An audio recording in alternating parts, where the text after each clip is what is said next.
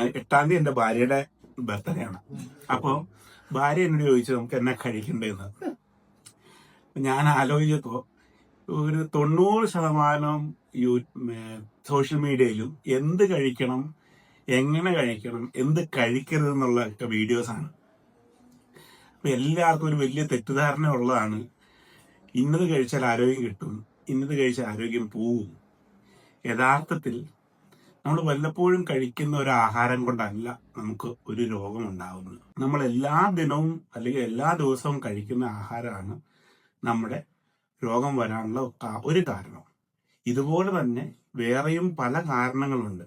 ഈ കാരണങ്ങളെല്ലാം കൂടി ഒരുമിച്ച് വരുന്ന സമയത്ത് മാത്രമാണ് ഒരു വ്യക്തിയിൽ ഒരു രോഗമായിട്ട് കാണിക്കുന്നത്.